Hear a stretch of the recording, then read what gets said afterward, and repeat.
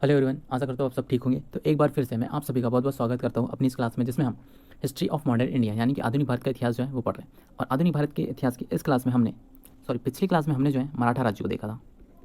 मराठा राज्य से मैंने आपको एक जो है अष्टमंत्री मंडल हमने जो पढ़ा था, उसमें मैं आपको एक पॉइंट बताना भूल गया था, अभी मैं आपको बता दूंगा, ठीक। और आज का जो हमारा नया स्टेट है वो है बंगाल, ठीक। बंगाल को हम देखेंगे कि बंगाल से क्या क्या इंपॉर्टेंट पॉइंट बन सकते हैं हमारे परीक्षा के पॉइंट ऑफ व्यू से। और बंगाल हमारे लिए इंपॉर्टेंट इसलिए हो जाता है क्योंकि यहीं से ईआईसी कंपनी की पॉलिटिकल शुरुआत होती है। 1757 का प्लासी का युद्ध, उसके बाद 1764 का बक्सर का युद्ध, जिसके बाद ईआईसी कंपनी को बंगाल, बिहार और उड़ीसा की दीवानी अधिकार प्राप्त हो जाती है। उसके बाद कंपनी जो है एक पॉलिटिकल यहाँ से शुरुआत हो जाती है, ठीक। तो बंगाल स्टेट को अब हम पढ़ना स्टार्ट करते हैं, लेकिन उससे पहले मराठा स्टेट को जो है मैं आपको बता देता हूँ कि मैंने आपको क्या पॉइंट नहीं बताया था एक। तो मराठा साम्राज्य में शिवाजी ने जो अष्टमंत्रिमंडल यानी कि 8 मंत्रियों का जो गठन किया था, उसमें से मैंने आपको एक पॉइंट बताना भूल गया था। मैंने आपको साथ जो है वही पॉइंट बताए थे। पहला था पेशवा, जो मुख्य प्रधान हुआ करता था छत्रपति के बाद। उसके बाद थे अमात्य, जो वित्त मंत्री का काम करते थे। फिर होता सुमंत, विदेश मंत्री। वकील दिन प्रतिदिन की कार्रवाई देखता था। चिटनीस, राजकीय प्रति व्यवहार। और पंडित राव, इसका काम था अनुदान देना। और न्यायाधीश से आप लोग समझ सकते हैं न्याय करना, ठीक। यहाँ पर एक और पॉइंट जोड़ लेना आप, सरे नौबत, ठीक। ये होता है सेनापति। तो ये पॉइंट जो है ना, मैंने आपको शायद लिखने में मेरी गलती हो गई और मुझे ध्यान नहीं आया जब मैं पढ़ा रहा था, तो आप इस पॉइंट को नोट कर लेना, ठीक। अब हम बंगाल स्टेट को शुरू करते हैं। तो बंगाल, अभी जो बंगाल है ना, ये मुगलों का एक प्रांत हुआ करता था। ये मुगलों का ना एक प्रांत हुआ करता था, और उस समय प्रांतों को ना मुगल सूबा कहते थे, ठीक।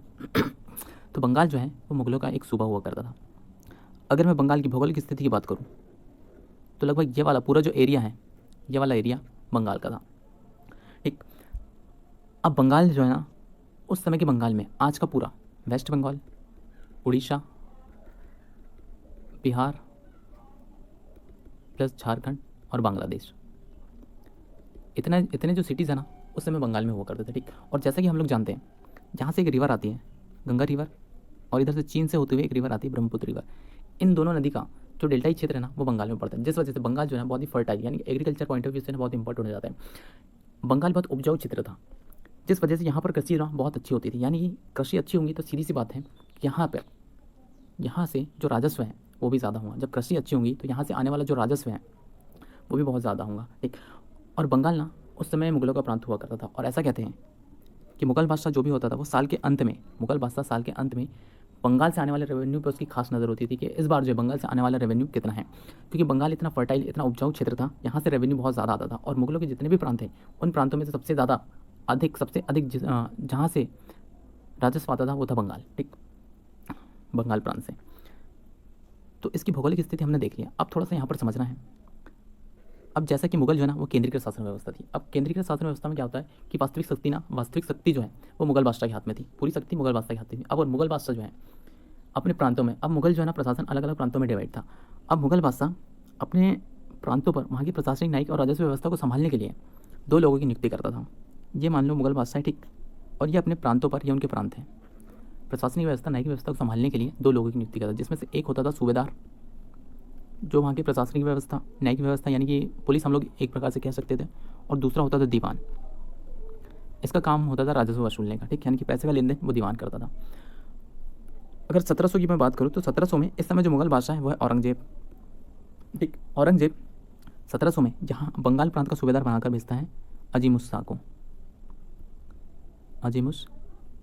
को, ठीक, और दीवान बनाकर भेजता है मुर्शिद कुली खां को, ठीक। अब जो अजीम शाह है ना, ये मुगल फैमिली से था, मतलब ये जो है ना एक मुगल राजकुमार था। ऐसे में इसका ज़्यादातर समय जो है वो मुगल दरबार में गुजरता था, यानी कि दिल्ली में जो है इसका ज़्यादातर समय गुजरता था। और इसके पीछे जो बंगाल की सूबेदारी व्यवस्था है वो मुर्शिद कुली खां ही संभालता था, ठीक। अब क्या होता है 1700 में देखना, यहाँ पर देखना, 1707 में औरंगजेब की मृत्यु हो गई, और इसके बाद जितने भी मुगल शासक आएंगे वो इतने योग्य नहीं होंगे कि वो इन व्यवस्था को संभाल पाए, ठीक। अब यहाँ पर क्या होता है 1717 में मुर्शिद कुली खां के पास दीवानी प्लस सूबेदार दोनों अधिकार जो है ना, दोनों जो पद हैं, दीवानी तो था ही, वो सूबेदार का भी अधिकार उसको प्राप्त हो जाता है। ऐसे में मुर्शिद कुली खां अपने आप को धीरे धीरे जो है वो मुगलों से अलग करने लगता है। उसने कभी भी अपने आप को स्वतंत्र जो है नवाब की घोषणा नहीं की, परंतु मुगलों से उसने अपने आप को जो है बंगाल को धीरे धीरे अलग कर लिया था। अब मुर्शिद कुली खां से आपको क्या क्या पॉइंट ध्यान रखना है वो मैं आपको बता देता हूँ।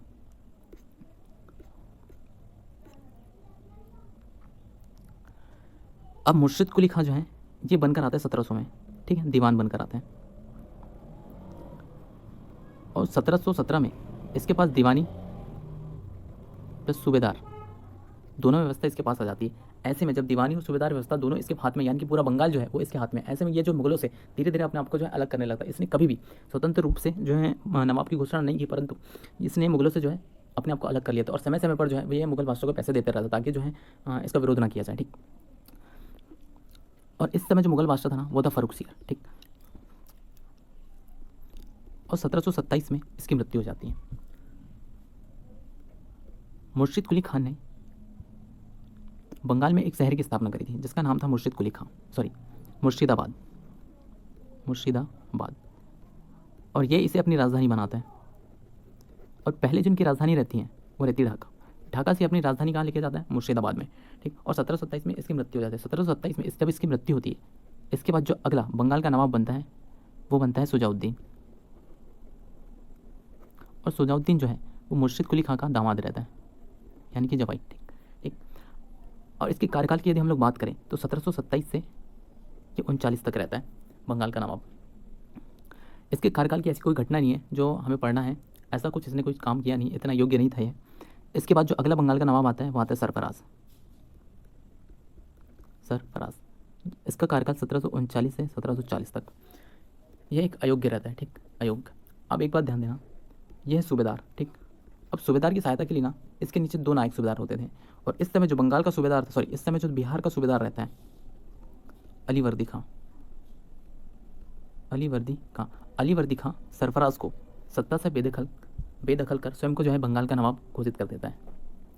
तो इसके बाद जो अगला बंगाल का नवाब बनेगा वो बनेगा अलीवर्दी खां, ठीक। सत्ता से बेदखल किसको किया, सरफराज को, ठीक। ये कहाँ का सूबेदार था, तो बिहार का। नायक सूबेदार था अलीवर्दी खां। अब अलीवर्दी खां जो है ना, एक बार मैं आपको वापस से रिपीट करा देता हूँ, उसके बाद फिर हम जो है अलीवर्दी खां के बारे में देखेंगे। तो सबसे पहले बंगाल का नवाब बनकर आता है मुर्शिद कुली खां, दीवान बनकर आता है, ठीक, मुर्शिद कुली खां। उसके बाद सुजाउद्दीन, उसके बाद सुजाउद्दीन, फिर सरफराज, फिर आता है अलीवर्दी खां, ठीक, अलीवर्दी खां। अब अलीवर्दी खां जब बंगाल का नवाब बना तो इस समय जो मुगल बादशाह ना वो है मोहम्मद शाह रंगीला। और मोहम्मद शाह रंगीला इतने रंगीन मिजाज का था, उसको उसकी सत्ता में क्या हो रहा है, उसके प्रशासन में क्या हो रहा है, उसके क्षेत्र में क्या हो रहा है, उसके राज्य में क्या हो रहा है, उसको कोई जानकारी नहीं रहती थी, ठीक है। इसका 2 ही काम था, एक शराब पीना और दूसरा डांस देखना, ठीक। एकदम रंगीले मिजाज का था। जब अलीवर्दी खां सरफराज को सत्ता से बेदखल कर स्वयं को बंगाल का नवाब घोषित करता है तो अलीवर्दी खां को डर था कि मुगल बादशाह जो है इसका विरोध न कर दे। इसलिए ये जो है मोहम्मद शाह रंगीला को मुगल बादशाह मोहम्मद शाह रंगीला 2 करोड़ की रकम जो है वो मुगल दरबार में भिजवाता है। और बदले में मोहम्मद शाह रंगीला इसे बंगाल का नवाब जो है वो घोषित कर देता है, बंगाल का नवाब बने रहने देता है, ठीक। अब अलीवर्दी खां की ना कोई संतानें नहीं थी, इसकी 3 बेटियाँ थी। इसकी ना कोई पुत्र संतान नहीं थी, इसकी 3 बेटियाँ थी। अब इन 3 बेटियों के एक बेटी का जो पुत्र रहता है जिसका नाम रहता है सिराजुद्दौला, उसको बंगाल का नवाब भी घोषित कर देता है, ठीक। तो अभी तक हमने क्या देखा, सबसे पहले बंगाल का ना जो दीवान बनकर आता है वो आता है मुर्शिद कुली खां 1717 में। इसके बाद दीवान प्लस सूबेदारी व्यवस्था दोनों आ जाती है। उसके बाद जो अगला बंगाल का नवाब बनता है वो बनता है कौन, सुजाउद्दीन, फिर सरफराज, फिर अलीवर्दी खां, और अलीवर्दी खां के बाद बनेगा कौन, सिराजुद्दौला, ठीक है। इतने पॉइंट आपको ध्यान रखना है। अब सिराजुद्दौला जो है ना ये हमारे लिए बहुत इंपॉर्टेंट हो जाता है। सिराजुद्दौला से क्या क्या पॉइंट बन सकते हैं वो मैं आपको बता देता हूँ। अब सिराजुद्दौला जब बंगाल का नवाब बनता है तो इसका कार्यकाल रहता है 1756 से 1757 तक, और अलीवर्दी खां रहता है 1740 से 1756 तक, ठीक। अब सिराजुद्दौला ना बहुत ही योग्य था, परंतु इसको ना काम करने का मौका ही नहीं मिला। एक तो इसकी मौसी थी घसीटा बेगम, ये इसके खिलाफ थी। वो अपने बेटे को बंगाल का नवाब बनाना चाहती, लेकिन बन जाता है कौन, सिराजुद्दौला, जिसके चलते वो जो है इसके खिलाफ हो जाती है। और इसका मामा और पूर्णिया का नवाब, इसका मौसा, वो भी इसके खिलाफ था। जगत सेठ व्यापारी, बंगाल के व्यापारी जैसे जगत सेठ, अमीर चंद हो गया, राय दुर्लभ हो गया, ये भी इसके खिलाफ थे। ये बहुत योग्य था, परंतु यहाँ इसको काम करने का मौका ही नहीं मिला, ठीक। और इसका सेनापति रहता है मीर जाफ़र, ये इसको धोखा दे देता है। अभी हम उसको आगे देखेंगे। तो सिराजुद्दौला से क्या क्या पॉइंट बन सकते हैं पहले वो मैं आपको बता देता हूँ। जब ये बंगाल का नवाब बनते हैं ना, उसके कुछ समय बाद ही ये फोर्ट विलियम पर कार्रवाई करता है। उसके बाद ब्लैक हॉल की घटना, फिर अली नगर की संधि और फाइनली प्लासी का युद्ध। प्लासी के युद्ध में इसकी हत्या कर देता है कौन? मीर जाफ़र का पुत्र जो है वो सिराजुद्दौला की हत्या कर देता है उसके बाद। तो हम एक एक पॉइंट को जो है वो देखने का प्रयास करते हैं। सबसे पहले फोर्ट विलियम पर कार्रवाई। जैसे कि मैंने आपको बताया था, जब हम EIC कंपनी पढ़ रहे थे, तो वो बंगाल में ना 3 गाँव सूतानाटी, EIC कंपनी ने सूतानाटी प्लस कालीकता प्लस गोविंदपुरी, इन 3 गाँवों को मिलाकर एक किले का निर्माण किया था जिसका नाम था फोर्ट विलियम। और यही फोर्ट विलियम आगे चलकर कलकत्ता सिटी बनता है, ठीक। और इस समय यहाँ देखना, EIC कंपनी का जो हेडक्वार्टर है ना वो था मद्रास में। और इस समय 1756-57 में चल रहे थे कार्नेटिक वॉर। कर्नाटक भी यही है, कार्नेटिक वॉर। और कार्नेटिक वॉर जो है, एक तो फ्रांस, एक तरफ थे फ्रांस और दूसरी तरफ EIC कंपनी। और फ्रांस ना शुरुआत में भारी पड़ रहे थे। अब EIC कंपनी को क्या लगने लगा था कि फ्रांस जो है वो बंगाल तक भी ना पहुंच जाए, फ्रांसीसी जो है वो बंगाल भी ना पहुंच जाए, जिसके चलते वो जो है वहाँ पर जो किला था फोर्ट विलियम की जो है वो किले में ये दुर्ग, मतलब क्या दुर्ग बनाने लगे थे, क्या बोलते उसको, घेरा जैसे बना लेते हैं। ये मान लो ये किला है, इसके चारों तरफ से ऐसे दुर्ग जैसा जो है वो निर्माण कार्य कर लेते हैं और कुछ ऐसी संदिग्ध गतिविधियाँ करते हैं जिसके तहत सिराजुद्दौला को शक होता है और ये फोर्ट विलियम पर कार्रवाई कर 146 जो अंग्रेज सैनिक रहते हैं, अंग्रेज़ों को बंदी बना लेता है, जिसमें से अंग्रेज सैनिकों को बंदी बना लेता है, जिसमें से एक रहता हॉलवेल भी, एक हॉलवेल, ठीक है। और जो इन सैनिकों को बंदी बनाता है, इन सैनिकों को ये 146 सैनिकों को एक छोटी सी काल कोठरी में बंद कर देता है। और ऐसा कहते हैं 146 में से सुबह तक केवल 23 लोग ही जिंदा बचते हैं और 123 की जो है वो मृत्यु हो जाती है। इसमें से एक जो जिंदा बचता है वो हॉलवेल भी था, जो बाद में इस घटना का जिक्र अपनी बुक में भी करता है और ये बंगाल का जो है गवर्नर भी बनता है आगे चलकर। और इस पूरी घटना को हम लोग कहते हैं ब्लैक हॉल की घटना, ठीक। 2 पॉइंट आई थिंक आपको समझ में आ गए हैं। पहला फोर्ट विलियम पर कार्रवाई और दूसरा है ब्लैक हॉल की घटना।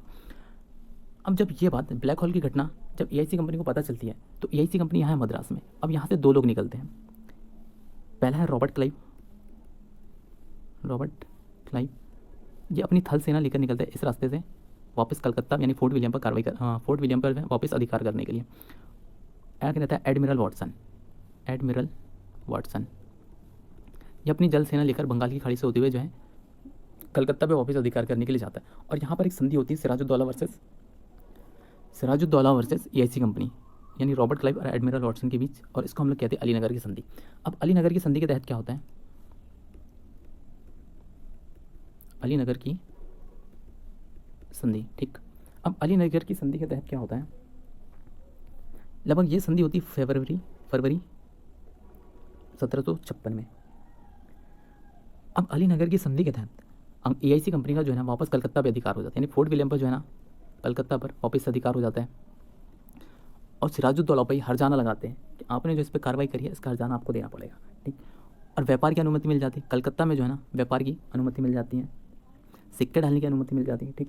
तो आपको इतना बस याद रखना है, अलीनगर की संधि जो है 1757 जो प्लासी का युद्ध है उससे जस्ट पहले होती है, जिसके तहत कलकत्ता पर वापस से अधिकार हो जाता है EIC कंपनी का और सिराजुद्दौला पे हर्जाना लगाया जाता है, सिक्का ढालने की जो है अनुमति मिल जाती है, व्यापार की अनुमति मिल जाती है। तो 1717 में फर्रुखसियर ने EIC कंपनी को जो है व्यापार दिया था, परंतु जब ये सिराजुद्दौला, बस इतने पॉइंट आपको ध्यान रखना है, ठीक।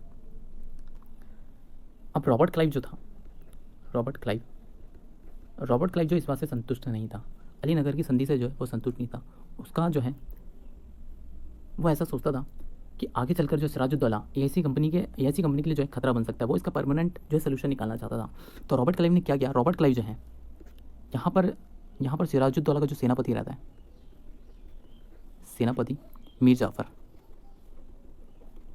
जाफ़र से जाकर कहता है कि हम जो है आपको बंगाल का नवाब बना देंगे, बदले में आपको सिर्फ हम जो कहना है हम जो कहेंगे आपको वो मानना होगा।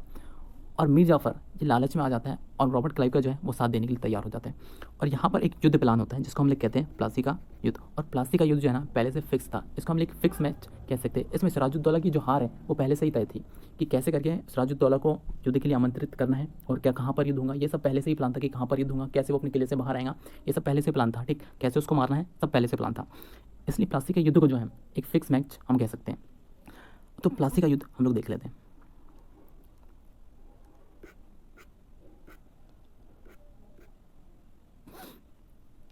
तो प्लासी का युद्ध है ना, अब प्लासी का युद्ध जो होता है ये होता है 1757 में, 1757, Robert Clive, admiral Watson versus Sirajuddaula. अब सिराजुद्दौला के दो सेनापति रहते यानी कि उप सेनापति रहते हैं। सेनापति तो था मीर जाफ़र, ये किनसे मिल गया, मीर जाफ़र ने सिराजुद्दौला को धोखा दिया और एआईसी कंपनी के साथ जाकर मिल गया। ठीक, जब जब सेनापति ही मिला हुआ है तो सेना क्या खाक प्रदर्शन करेगी। तो यहाँ पर देखना इसके दो सेनापति रहते हैं, उप सेनापति दो, एक रहता है मीर प्रधान और दूसरा रहता है मोहन लाल। ये दोनों बहुत बहादुरी के साथ लड़ते, परंतु जब इसका सेनापति ही धोखेबाज निकलता है तो पूरी सेना फिर क्या कर सकती है।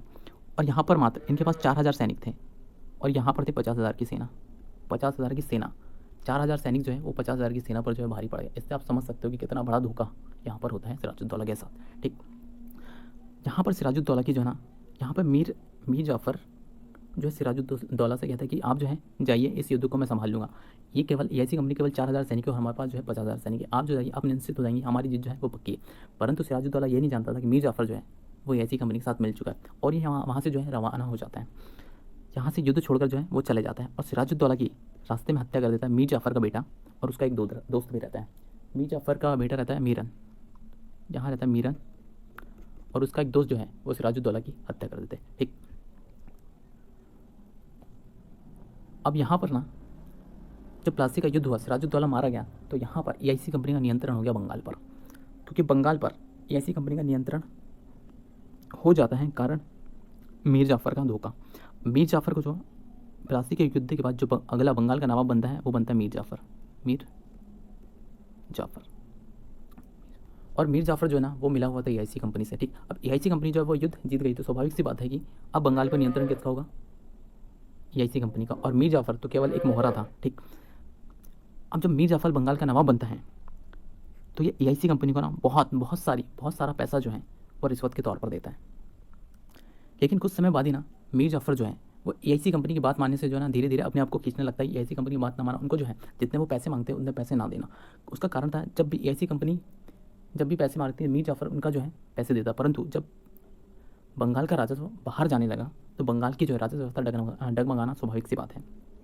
तो मीर जाफ़र धीरे धीरे एआईसी कंपनी की बात मानने से इनकार करने लगा। तो यहाँ पर 1760 में जो है मीर जाफ़र को हटाकर एआईसी कंपनी इसके दामाद मीर कासिम को जो है वो बंगाल का नवाब बनाती है। ठीक, अब मीर कासिम जो है वो मीर जाफ़र की तुलना में योग्य था, मीर जाफ़र की तुलना में जो है वो योग्य था। ठीक, तो अभी तक हमने क्या पढ़ा। ठीक, तो अभी तक हमने कितने बंगाल के नवाब पढ़ चुके हैं। पहला हमने पढ़ा था मुर्शीद कुली खां, फिर आता है सुजाउद्दीन, ठीक, फिर सरफराज, फिर अलीवर्दी खां, फिर मीर सिराजुद्दौला, मीर जाफ़र और फिर मीर कासिम। ठीक, अब मीर कासिम से जो इंपॉर्टेंट पॉइंट बन सकते हैं वो मैं आपको बता देता हूँ। अब मीर कासिम जो है ना वो मीर जाफ़र की तुलना में योग्य था। मीर कासिम मीर जाफ़र की तुलना में बहुत ही योग्य था और ये जानता था कि एआईसी कंपनी जो है लगातार उनको जो दस्तक मिला हुआ है उसका जो है वो दुरुपयोग कर रही है और बंगाल पर एआईसी कंपनी का जो है वो नियंत्रण बढ़ता जा रहा है। और इसकी जो राजधानी थी पहले मुर्शिदाबाद, वो धीरे धीरे वो जो है ना एआईसी कंपनी का षड्यंत्र का केंद्र बनती जा रही थी। ऐसे में ये क्या करता है, जब ये बंगाल का नवाब बनता है तो ये अपनी राजधानी बनाता है मुंगेर को। ये मुर्शिदाबाद से अपनी राजधानी शिफ्ट करता है मुंगेर और अपनी सेना को आधुनिक बनाने के लिए एक जर्मन अधिकारी वॉल्टर को जो है वो नियुक्त करता है। साथ साथ तोपखाने का जो है वो भी विकास करता है, बंदूक बनाने की एक फैक्ट्री स्टैब्लिश करता है और सेना की क्षमता और कौशल बढ़ाने के लिए जो है ये बहुत प्रयास करता है। यहाँ पर एक और है, यहाँ पर एआईसी कंपनी जो है ना वो दस्तक का दुरुपयोग कर रही थी। अब ये बात मीर कासिम इसको जो है ना कंपनी को नियंत्रण करना चाहता था। ये जो है कंपनी लगातार दस्तक जो उसको मिला हुआ था, जो फर्रुखसियत ने दस्तक दिया था, उसका लगातार दुरुपयोग कर रही थी। ऐसे में एआईसी कंपनी को कंट्रोल करने के लिए ये बंगाल के व्यापारियों को भी ना दस्तक दे देता है कि आप जो है अब जो व्यापार कर सकते, एआईसी कंपनी की तरह आप भी जो है इस दस्तक का उपयोग कर सकते हैं व्यापार करने के लिए। ठीक, और एक पटना का जमींदार रहता है, जिसका नाम रहता है राम नारायण। अब राम नारायण जो है ना ये कंपनी के प्रति यानी एआईसी कंपनी के प्रति वफादार रहता है और मीर कासिम का घोर विरोधी रहता है। मीर कासिम का ये विरोधी रहता है, तो मीर कासिम ना इसकी हत्या करा देता है। अब जब ये बात एआईसी कंपनी को पता चलती है तो एआईसी कंपनी पटना पर वापस अधिकार करने के लिए एक टुकड़ी भेजती है जिसका नेतृत्व कर रहा था हेलिस, और इसके साथ 148 सैनिक जो है वापस पटना पर अधिकार करने के लिए आते हैं। लेकिन मीर कासिम से यहाँ पर इनकी हार होती है और इन सबको मीर कासिम जो है वो बंदी बना लेता है। ठीक, अब ऐसे में धीरे धीरे जो है ना कंपनी मीर कासिम से भी नाराज़ होने लगी।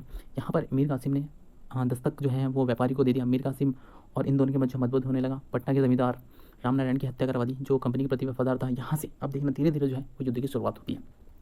और बक्सर के युद्ध से पहले 1764 का जो बक्सर का युद्ध होता है, इससे पहले 4 जो है ना छोटे छोटे युद्ध होते हैं। EIC company versus Mir Qasim के मध्य। अभी जो 4 युद्ध हैं, जिसमें से पहला युद्ध जो होता है लगभग 1763 के आसपास, है ना, कटवा का युद्ध।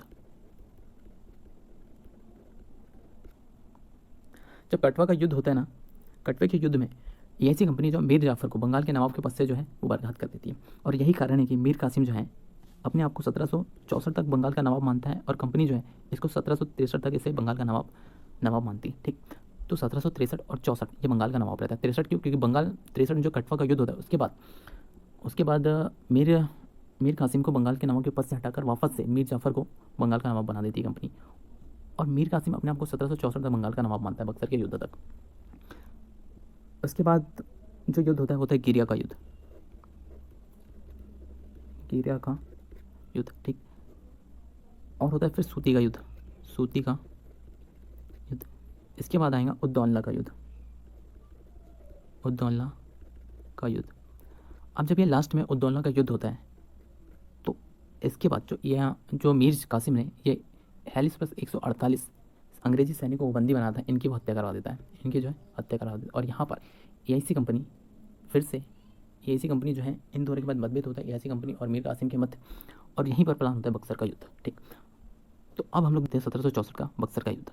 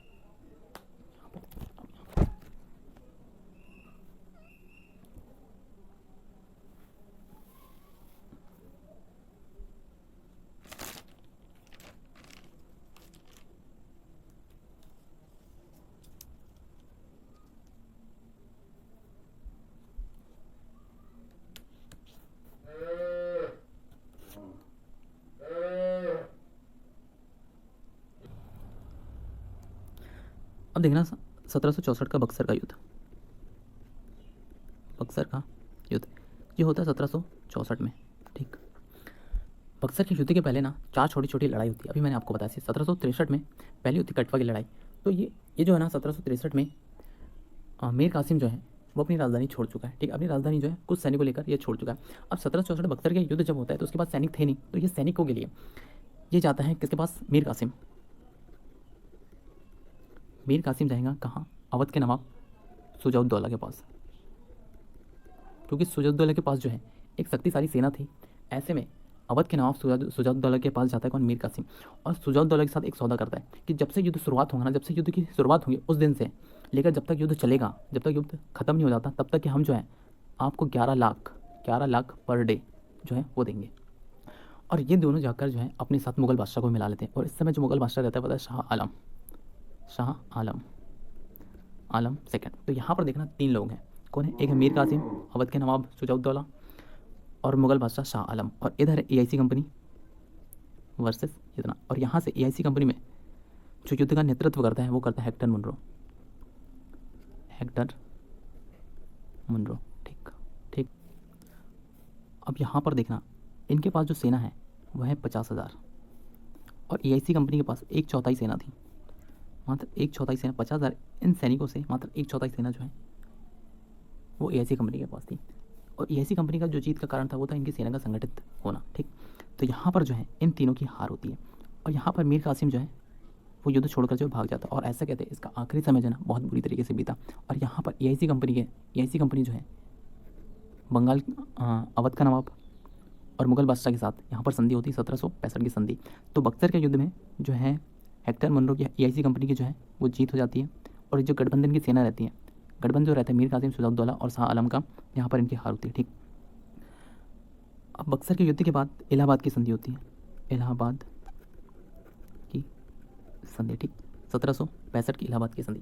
जब इलाहाबाद की संधि होती है ना, तो यहाँ पर देखना 1757 जो प्लासी का युद्ध था, रॉबर्ट क्लाइव, एडमिरल वाटसन, तो रॉबर्ट क्लाइव जो है ना यहाँ से वापस जो है वहाँ चले जाता है लंदन, लेकिन 1765 में इलाहाबाद की संधि करने के लिए रॉबर्ट क्लाइव को वापस बुलाया जाता है, और रॉबर्ट क्लाइव जो है इलाहाबाद की संधि के तहत इसकी पूरा प्रारूप जो है ना वो रॉबर्ट क्लाइव तैयार करता है कि इलाहाबाद की संधि में क्या होगा, इसका पूरा प्रारूप जो है वो रॉबर्ट क्लाइव तैयार करता है। ठीक है, तो रॉबर्ट क्लाइव को संधि करने इलाहाबाद की संधि करने के लिए वापस लंदन से बुलाया जाता है। ठीक, तो अब हम लोग देख लें इलाहाबाद की संधि।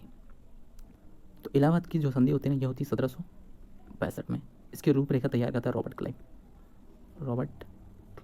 ठीक, अब इलाहाबाद की संधि ना दो लोगों के साथ होती है, क्योंकि मीर कासिम जो है वो युद्ध छोड़कर भाग जाता है। तो अब जो इलाहाबाद की संधि होंगी, एक होंगी अवध के साथ और दूसरा होगा मुगल बादशाह शाह आलम के साथ। तो इलाहाबाद की जो संधि है अवध के साथ होती है 1700। तो इलाहाबाद की जो संधि है वो 12 अगस्त 1765 में जो होती है शाह आलम सेकंड के साथ, शाह आलम द्वितीय के साथ, और इसमें शाह आलम सेकंड जो है बंगाल, बिहार और उड़ीसा की जो दीवानी अधिकार है वो एआईसी कंपनी को दे देता है।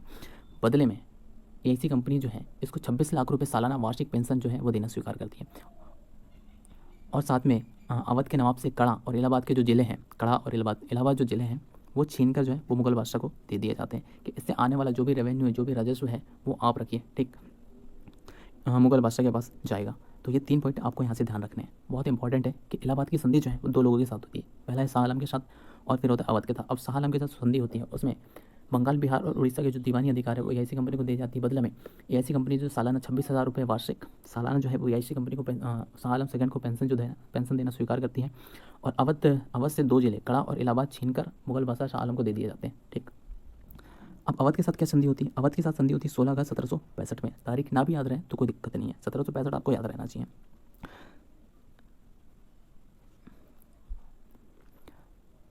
इलाहाबाद और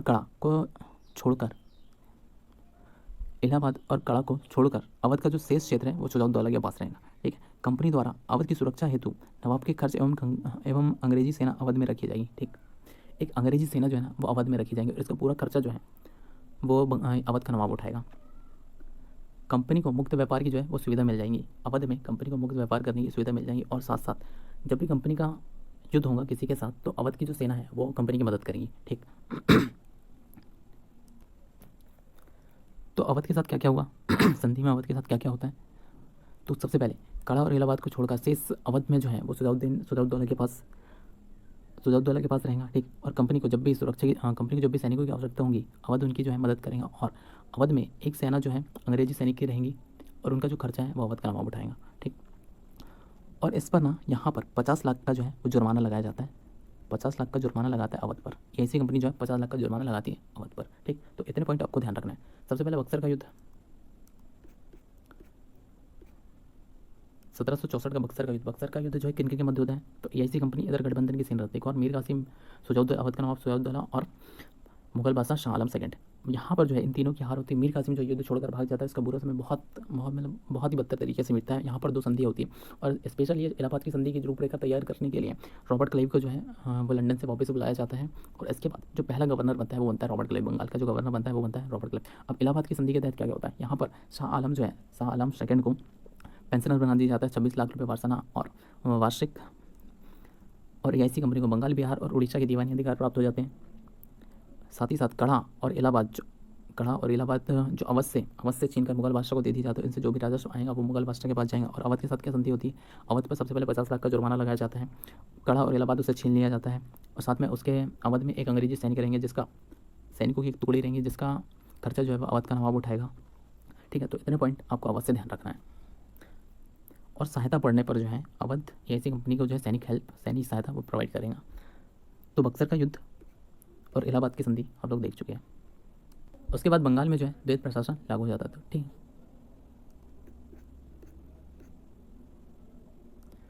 उसके बाद बंगाल में द्वैत प्रशासन जो है वो लागू हो जाता है। ठीक, तो आज के लिए हम बंगाल में इतना ही पढ़ेंगे, बंगाल स्टेट से इतना ही पढ़ेंगे। तो आज के लिए बस इतना ही। आज हमने बंगाल स्टेट को जो है पढ़ने का प्रयास किया। इससे जो बेसिक पॉइंट थे वो मैंने आपको बता दिया है। आगे क्लास में हम कल से एक नया टॉपिक स्टार्ट करेंगे। आज के लिए बस इतना ही। इसको आप अच्छे से रिवाइज़ करिए, अपना ध्यान रखिए। Bye bye, thank you.